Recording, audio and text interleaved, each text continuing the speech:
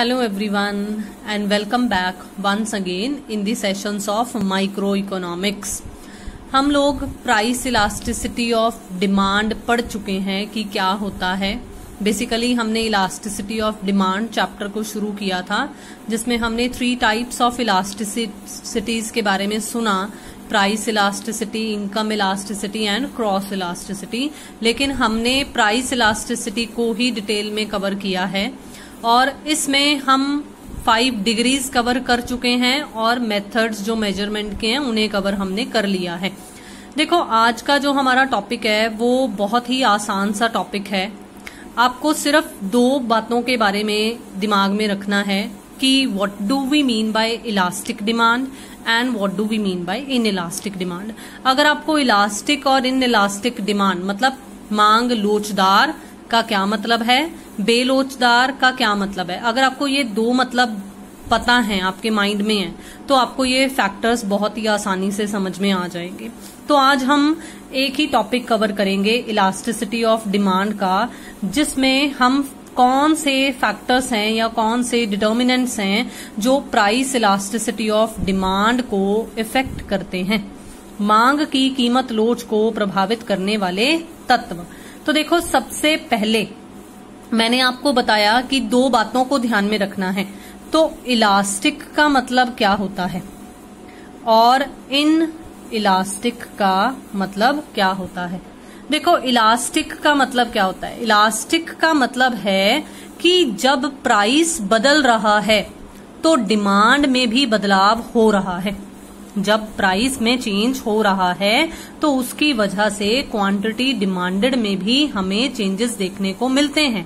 तो जब इस तरह का कंसेप्ट हो तो उसे हम कहते हैं कि डिमांड इलास्टिक है। लेकिन अगर इन इलास्टिक की बात करें तो उसमें क्या है, प्राइस के इंक्रीज डिक्रीज होने की वजह से, मतलब चेंज होने की वजह से हमें डिमांड में कम या बिल्कुल भी चेंज देखने को नहीं मिलता, तो हम कहते हैं कि डिमांड इन इलास्टिक है। ठीक है, अब हम स्टडी करेंगे हमारा फर्स्ट डिटर्मिनेंट जो है नेचर ऑफ कमोडिटी से रिलेटेड, यानी कि वस्तु की प्रकृति किस प्रकार की है, जिससे हम देखेंगे कि इलास्टिसिटी ऑफ डिमांड क्या होगी। देखो, सबसे पहले इस पॉइंट में ना 4 कैटेगरीज में डिवाइड किया गया है कमोडिटीज को। सबसे पहली कैटेगरी है अनिवार्य वस्तुओं की, जिन्हें हम नेसेसरीज कहते हैं, बेसिक नेसेसिटीज बोलते होते हैं। तो ये कौन सी होती हैं। हम लोग दाल खाते हैं, चावल खाते हैं, सॉल्ट है, कुकिंग ऑयल वगैरह यूज करते हैं। बेसिकली रोटी कपड़ा मकान वाली जो हमारी बेसिक नेसेसिटीज होती हैं, यहाँ पर उन नेसेसरीज की बात की गई है। देखो, अगर प्राइस बढ़ जाए तो क्या आप दाल में नमक डालना बंद कर दोगे? नमक डालकर ही आप दाल बनाओगे। क्यों? क्योंकि वो आपका टेस्ट बना हुआ है। बिना नमक के दाल या सब्जी जो है वो टेस्टी नहीं बनेगी। तो इसका मतलब नेसेसरीज की जो डिमांड होती है वो कम लोचदार होती है, मतलब लेस इलास्टिक होती है। प्राइस में अगर चेंज हो रहा है तो उसका बहुत ही कम असर हमें डिमांड पर देखने को मिलता है। डिमांड में रिलेटिवली कम चेंजेस देखने को मिलते हैं। तो इसलिए नेसेसरीज के केस में जो डिमांड होती है वो कम लोचदार यानी कि लेस इलास्टिक होती है। आई होप कि ये पॉइंट आपको क्लियर हो गया। अब देखो, बहुत ही ध्यान से, विलासिता वस्तुएं मतलब लग्जरीज जो होती हैं, जिन्हें अगर आपको याद हो तो हमने जब लॉ ऑफ डिमांड की कुछ एक्सेप्शंस की थी तो हमने वेबलन गुड्स के नाम से ये इनको पढ़ा था। तो लग्जरीज के केस में जब मैंने आपको डिग्रीज भी करवाई थी तब मैंने आपको इलास्टिक, परफेक्टली इलास्टिक का सबसे पहला एक पॉइंट करवाया था। तो उसमें क्या था कि अधिक लोचदार होती है कि अगर थोड़ा सा भी प्राइस हाई हो तो मतलब ये आर्टिकल्स ऑफ डिस्टिंक्शंस रहती हैं। ठीक है, अगर प्राइस लो हो जाता है तो इनमें बहुत ही ज्यादा चेंजेस देखने को मिलते हैं। तो इसलिए इनकी जो डिमांड है वो बहुत ही अधिक लोचदार होती है। बिल्कुल इसी तरीके से देखिए, आरामदायक वस्तुएं जिन्हें हम कंफर्ट्स बोलते हैं, इनकी जो मांग की लोच होती है वो औसत दर्जे की होती है, मतलब ऑन एन एवरेज वाली होती है। लगभग बराबर सा ही हमें चेंज जो है वो देखने को मिलता है। कूलर्स और फैंस ये आरामदायक वस्तुएं हैं। ठीक है, तो इनकी मांग की लोच जो है वो औसत दर्जे की होती है, ऑन एन एवरेज होती है कि अगर प्राइस में चेंज दिखता है तो रिलेटिवली उतना ही लगभग चेंज हमें डिमांड में भी देखने को मिलता है। ठीक है, अब अगर हम बात करें पूरक वस्तुओं की, यानी कि कॉम्प्लीमेंट्री गुड्स, या जिन्हें ज्वाइंट डिमांड गुड्स भी बोल दिया जाता है। क्यों बोल दिया जाता है? क्योंकि इसमें दो या दो से ज्यादा वस्तुएं, रिलेटिवली दो ही होती हैं, तो जनरली दो ही होती हैं, तो दो वस्तुएं मिलकर डिमांड पूरी करती होती हैं। जैसे कार और पेट्रोल दोनों मिलकर डिमांड पूरी करती हैं। इंक और पेन दोनों मिलकर डिमांड पूरी करते हैं। तो ये पूरक वस्तुएं, कॉम्प्लीमेंट्री गुड्स जो हैं वो हमें यहाँ पर बता रखी हैं। और क्या कह रखा है? इनकी मांग साधारणतः बेलोचदार यानी कि इनइलास्टिक होती है। कार और पेट्रोल की आपको एग्जाम्पल देखने को दी हुई है यहाँ पर। देखो, अगर पेट्रोल के प्राइसेस बढ़ जाएं, अगर पेट्रोल के प्राइसेस बढ़ जाएं तो हमें पेट्रोल की डिमांड में ज्यादा कमी देखने को नहीं मिलती, क्योंकि जिनके पास कार हैं वो तो पेट्रोल की उतनी कंजम्पशन करेंगे ही करेंगे ना, जिस पर्पस के लिए वो अपनी कार को as a means of transport use कर रहे हैं, वो उतने पर्पस के लिए तो उसे यूज करेंगे ही करेंगे। तो हम नॉर्मली क्या बोलते हैं लॉ ऑफ डिमांड में, कि प्राइस और डिमांड में नेगेटिव रिलेशनशिप है। लेकिन इस केस में हमें वो रिलेशनशिप बहुत ज्यादा बेहतर तरीके से प्रूव होता हुआ नहीं दिखता होता, क्योंकि पेट्रोल की प्राइस के वजह से जो चेंजेस पेट्रोल की डिमांड में हों वो अकेले पेट्रोल पर नहीं डिपेंड कर रहे हैं, वो कार पर भी डिपेंड कर रहे हैं। तो इसलिए कार और पेट्रोल दोनों पूरक वस्तुएं हैं, और इनके केस में जो मांग है वो नॉर्मली हमें इनइलास्टिक देखने को मिलती है।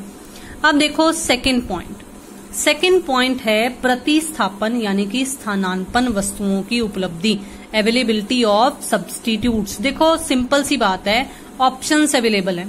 अगर आपके पास ऑप्शंस हैं तो डिमांड इलास्टिक होगी, लेकिन अगर आपके पास ऑप्शंस नहीं हैं, कोई क्लोज सब्स्टिट्यूट अगर नहीं है गुड्स का, तो डिमांड इलास्टिक नहीं होगी बल्कि इनइलास्टिक ही होगी, क्योंकि हमारे पास कोई और ऑप्शन नहीं है। हमें उसी पर्टिकुलर कमोडिटी की डिमांड करनी पड़ेगी, चाहे प्राइस जो भी हो जाए।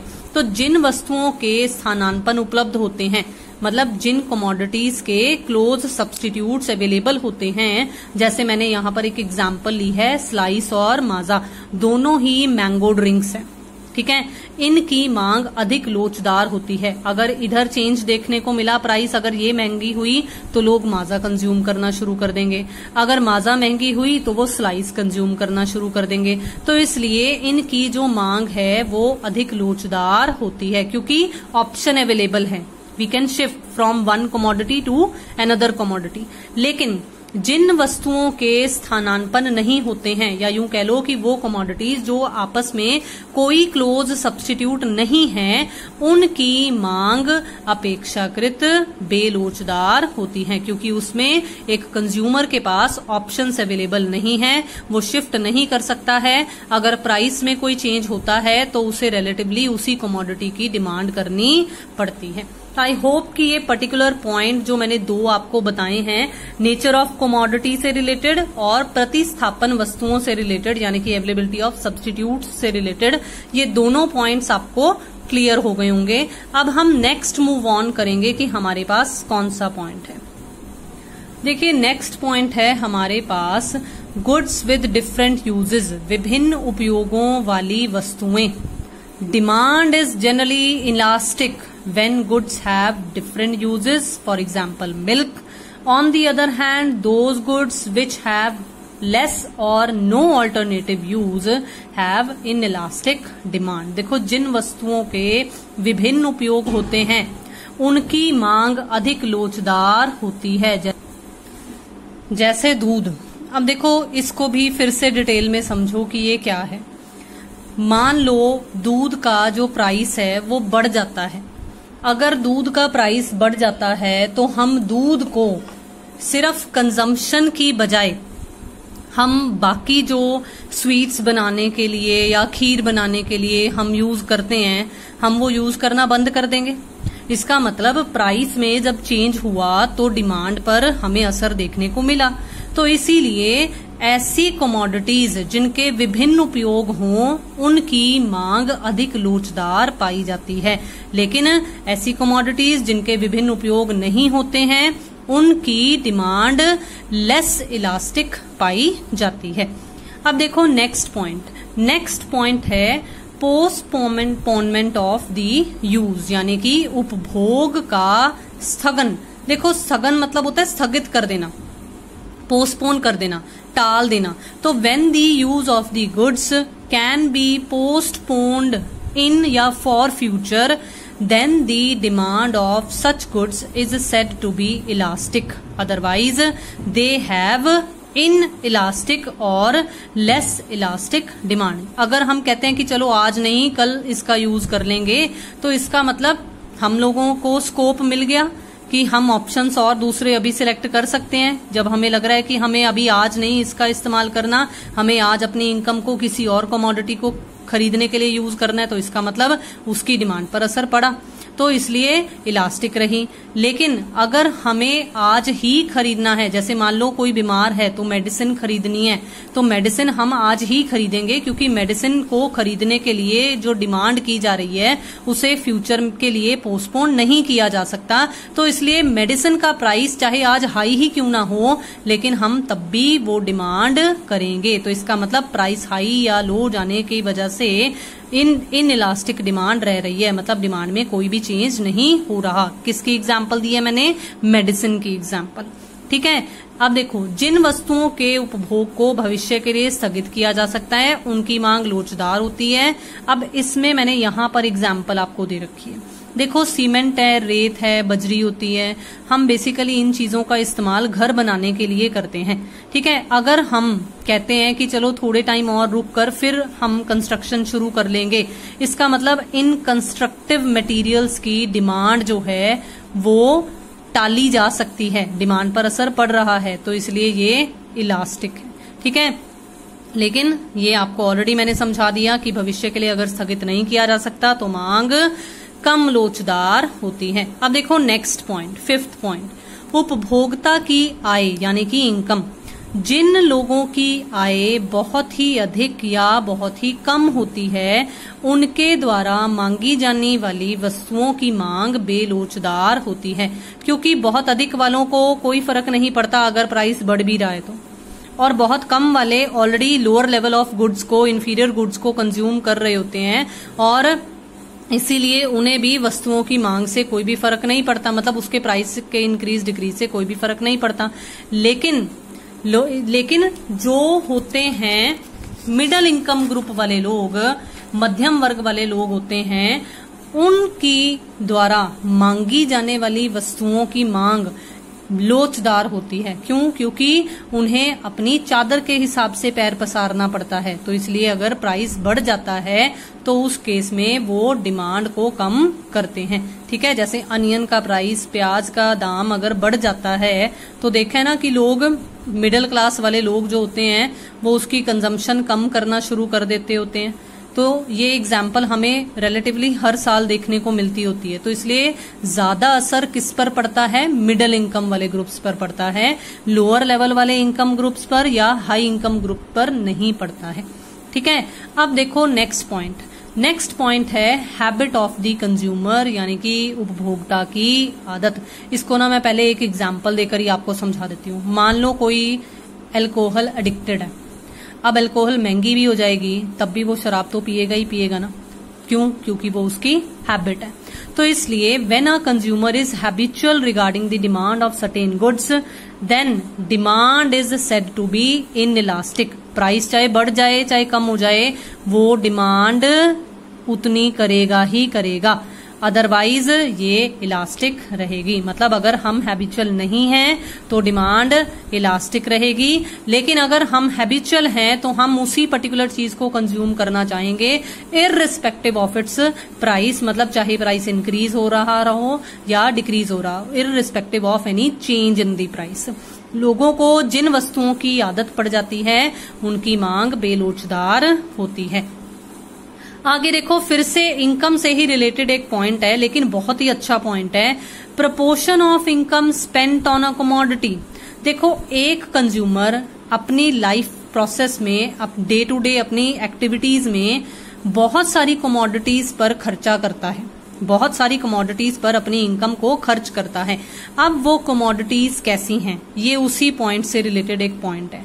Those goods on which a very less proportion of income is spent, मतलब जो छोटे मोटे खर्चे होते हैं, जैसे लाइक न्यूज़पेपर है। अब न्यूज़पेपर का खर्चा आपको पता है कि इतना ज्यादा नहीं होता है, मंथली बेसिस पर भी अगर हम चेक करें तो, अगर हम डेली बेसिस पर भी चेक करें तो ये बहुत ज्यादा कॉस्टली नहीं है ये। तो इसलिए those goods on which a very less proportion of income is spent generally have inelastic demand. अगर महंगाई बढ़ जाती है तो हम इन कमोडिटीज की कंजम्पशन पर असर नहीं डालते। हम कहते हैं कि ये तो छोटा मोटा खर्चा ही है, इसका खर्चा कम कर देने से कोई बड़ा फर्क नहीं पड़ेगा हमें, या ये खर्च करने से, यहाँ पर इनकम खर्च करने से हमारी ज्यादा सेविंग्स नहीं हो जाएंगी। तो लेकिन दूसरी साइड पर ऐसे गुड्स जिन पर मेजर प्रपोर्शन खर्च किया जाता है, उनके केस में डिमांड जो है वो इलास्टिक होती है। ठीक है, जैसे अगर हम ये कहते हैं कि हम टेलीविजन पर डिश टीवी का यूज कर रहे हैं, या कोई भी D2H सर्विस का अगर हम इस्तेमाल करते हैं, किसी भी तरह की सर्विसेज का अगर हम इस्तेमाल करते हैं, तो उस केस में हम वहां सोचेंगे कि हम हमारा मंथली खर्चा, मंथली एक्सपेंडिचर इस पर खर्च करने की बजाय क्यों ना थोड़ा सा कम खर्चे वाली D2H सर्विस जो है वो ले लें। तो इसका मतलब जहां हमारा लेस प्रपोर्शन है, जहां पर उपभोक्ता की आय का बहुत ही कम भाग खर्च हो रहा है, उनकी मांग रिलेटिवली बेलोचदार होती है। लेकिन जिन पर अधिक भाग खर्च किया जाता है, ऐसी वस्तुओं की मांग अपेक्षाकृत लोचदार होती है। अब देखो एक और पॉइंट जो है प्राइस लेवल, यानी कि कीमत स्तर। अब इसमें मैं फिर से आपको वो लग्जरियस गुड्स वाली एग्जांपल ही एक बार दिमाग में लेकर आने के लिए कहूंगी कि कुछ कमोडिटीज जो हैं वो हाई प्राइस वाली होती हैं, इनकी डिमांड इलास्टिक होती है। हमने पढ़ा था ना वेबलन गुड्स वाली, या मैंने आपको एग्जांपल दी थी ना परफेक्टली इलास्टिक में, वैसे मैंने वहां पर आपको पोटैटोज वाली एग्जांपल दी थी कि अगर सस्ता कोई एक बेच देगा तो सारे के सारे ग्राहक जो हैं वो उसके पास चले जाएंगे। लेकिन अगर मैं यहाँ पर प्राइस के पॉइंट ऑफ व्यू से बात करूं तो जो बहुत ही महंगी महंगी गुड्स होती हैं, जिन्हें हम आर्टिकल्स ऑफ डिस्टिंक्शन बोलते हैं, उनकी डिमांड इलास्टिक होती है। अगर वो हल्की सी भी कम हो जाए उनकी प्राइस तो वो आर्टिकल ऑफ डिस्टिंक्शन नहीं रहेंगी, इसलिए उनकी डिमांड में बहुत बड़ा चेंज देखने को मिलता है। Which commodities have while commodities having low price level have inelastic demand। तो जिनका प्राइस बहुत ही हाई रहता है, जनरल प्राइस लेवल हाई है जिनका कमोडिटीज का, उनकी हमें इलास्टिक डिमांड देखने को मिलती है। लेकिन जिनका लो प्राइस है उनके केस में हमें इनइलास्टिक डिमांड देखने को मिलती है। जैसे फिर से आप ये वो न्यूज़पेपर वाली एग्जांपल ले सकते हो कि सस्ती है तो उसके केस में इनइलास्टिक डिमांड हमें देखने को मिलती है।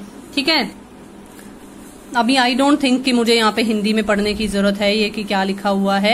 यहाँ एग्जाम्पल आप देख सकते हो कि मैंने लैपटॉप्स की एग्जाम्पल दी है मूल्य अधिक वाले के केस में, तो आप इसको आसानी से पढ़ सकते हो। अगर कीमत में बदलाव हो तो मांग पर बड़ा प्रभाव डालता है, लेकिन अगर ऑन दी अदर हैंड सस्ती गुड्स हो तो मांग बेलोचदार होती है। अगर हम टाइम पीरियड की, एक लास्ट पॉइंट हमारे पास बचा है फैक्टर्स अफेक्टिंग में, अगर हम टाइम पीरियड की बात करें, समय अवधि की बात करें, तो देखते हैं कि ये कैसे असर डालती है। देखो, शॉर्ट रन में demand is said to be inelastic, while in long run it is generally said to be elastic.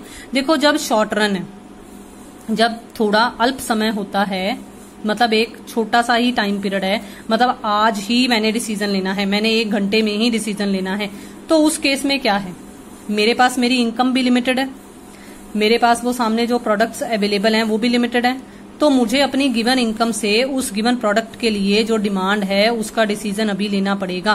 Price high है चाहे लो है, डिमांड पर ज्यादा असर नहीं पड़ेगा। अगर मुझे आज खरीदना है तो आज ही अभी खरीदना पड़ेगा, तो डिमांड इनइलास्टिक होगी, डिमांड पर चेंज देखने को नहीं मिलेगा। घर में कोई बीमार है, मुझे उसके लिए फ्रूट्स खरीदने हैं, फ्रूट्स आज महंगे हैं, अगर फ्रूट्स महंगे भी हैं लेकिन फिर भी मुझे वो खरीदने हैं, प्राइस हाई था लेकिन डिमांड मैंने कम नहीं की, क्योंकि मुझे जरूरत है शॉर्ट टाइम पीरियड में, आज ही जरूरत है, मेरे पास और कोई ऑप्शन अवेलेबल नहीं है, तो इसलिए डिमांड इनइलास्टिक रही।